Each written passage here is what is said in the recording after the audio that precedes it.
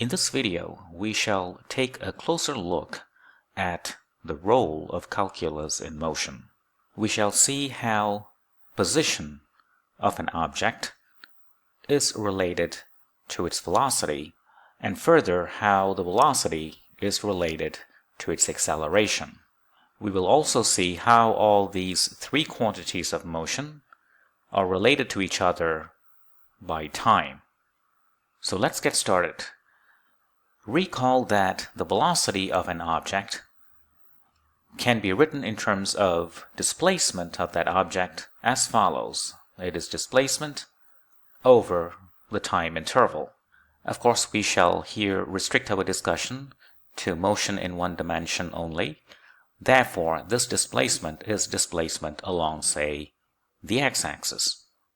So if we have position time graph, like the one shown here, let's say the graph is a straight graph like that. And if we pick 2 points and calculate the gradient of this straight line using those 2 points, you see that that distance is delta x and this distance is delta t. So it is clear that the velocity equals the gradient of that position time graph. This is measured in meters, let's say. This is measured in seconds. Now let's assume the graph, instead being a straight line, is a curve like that. And let's pick 2 points, point 1 and point 2. Point 1 is described by time t1 and x-coordinate, say x1, and point 2 is described by time t2 and the x-coordinate x2. If we were to ask what is the velocity of this object that is describing this graph, then we have a couple of them. At point 1, the straight line is represented like that. So that is the tangent of this graph. And at point 2, the straight line is like that. So using the earlier logic, the velocity of this object at point 1 is given by that gradient, and at point 2, it's given by that gradient. Using the language of calculus, namely derivative, we simply write the velocity as dx dt. So at point 1, the velocity of this object is dx dt evaluated at time t1 seconds. Likewise, at point 2, the velocity of the object at that point is given by dx dt evaluated at t equals to t2 seconds. Let's look at this expression a little bit closer. We can lose the arrow notation because it is a one-dimensional motion after all. If we were to express x in terms of v, then it is quite simply the integration of v with respect to time.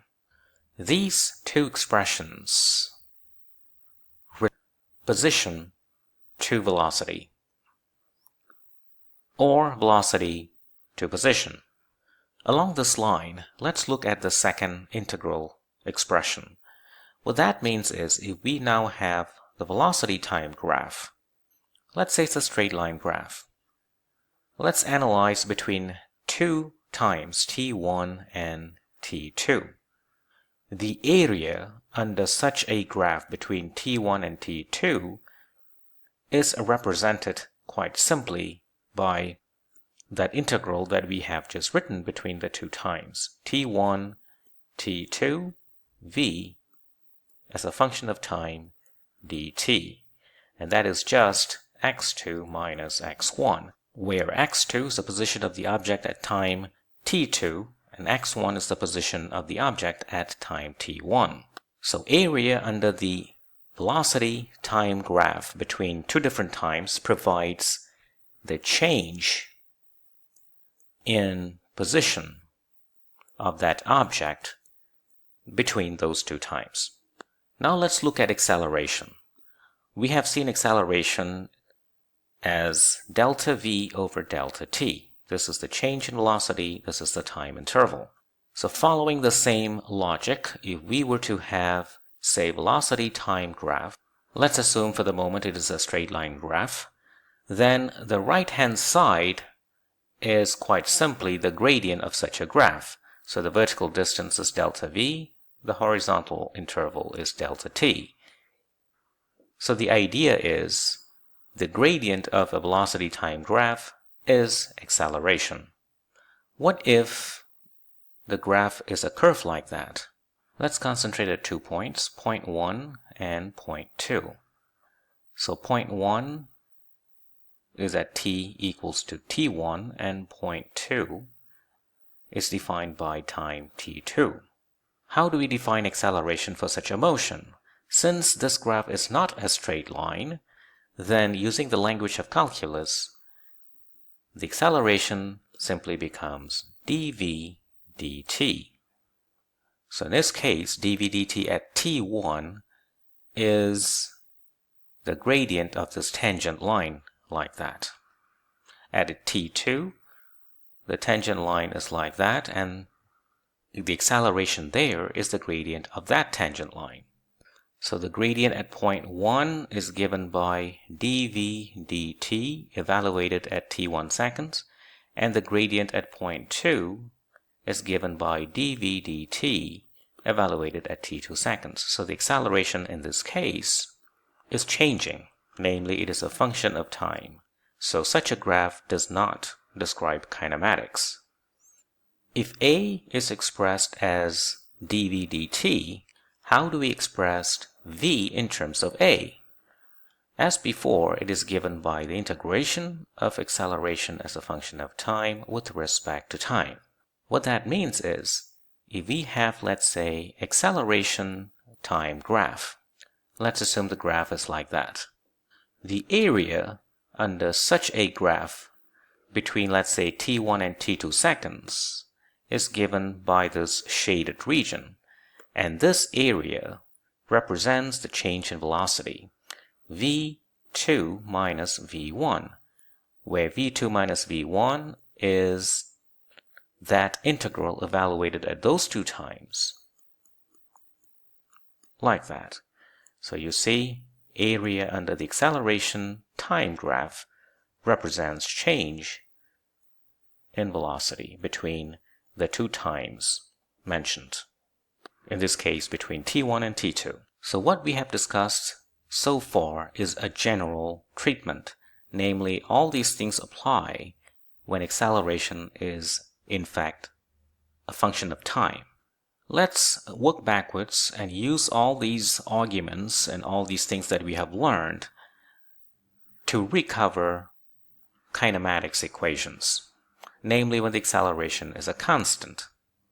Let's first derive the velocity, the first equation of kinematics. We know it is given by a dt. If a is constant, you can take that a out of that integral sign and you get a integral of dt, which is just at plus an integration constant. You can call it u. You see that u is just the value of v, the velocity, at t equals to 0, as you can readily see from this line. So there we have it, the first equation of kinematics. Now let's do the second equation involving position. We know position is given by v dt. Let's substitute the above equation for v, at plus u dt. And upon integrating, you get half at squared, because a is a constant, u is a constant, plus ut plus an integration constant. You can call it x naught, where we know x naught is the value of that position at t equals to 0. And just like that, you have the second equation of kinematics. As simple as that. Let's look at the following problem. At t equals to 0 seconds, a car is moving at 10 meters per second. Its position along the x-axis is x equals to 40 meters. The acceleration is given by this expression, so acceleration is a function of time. Find the car's velocity at any time t. So that is part A.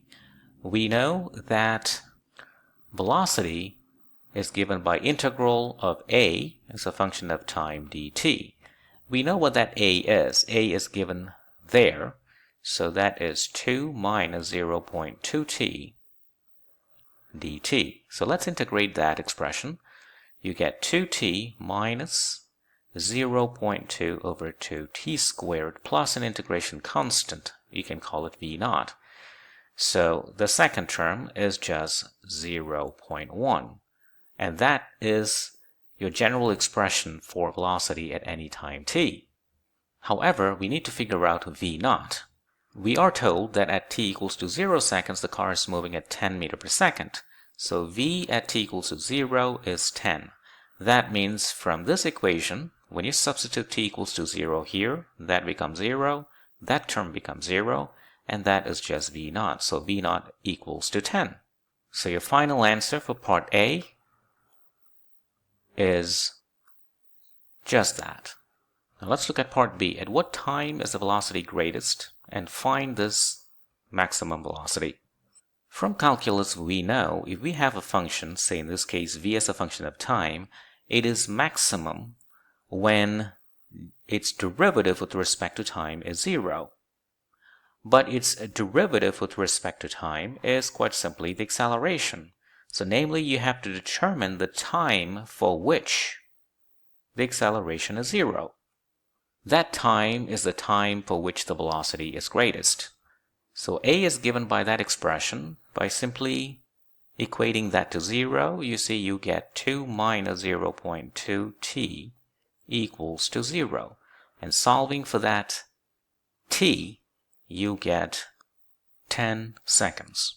So this is the time when the velocity is greatest. What is that value, the maximum value? You can get that by substituting t equals to 10 in that expression. So v max equals v at t seconds. So it is 2 times 10 minus 0.1, 10 squared, that is 100, plus 10. And that's going to give you 20 meters per second. So that is the maximum velocity. Finally, part C. Find the position of the car when it reaches this velocity.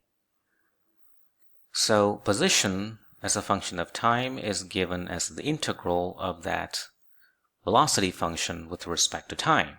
Now we know the velocity is given by part A, 2t minus 0.1 t squared plus 10 with respect to time.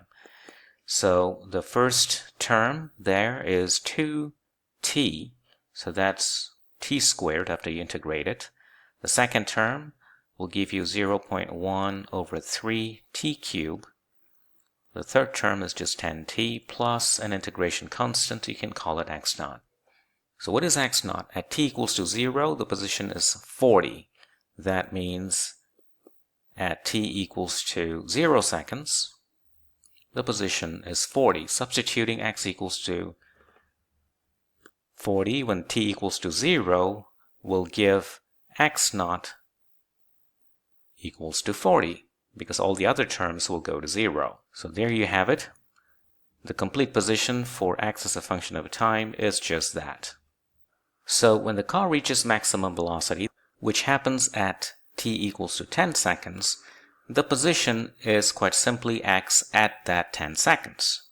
And that's going to give you t squared, so that is 10 squared, minus 0.1 over 3, 10 cubed, plus 10, 10, plus 40. And that's going to give you 207 meters. So that is the position of the car when it reaches that maximum velocity. And that solves the problem. As always, thank you for watching.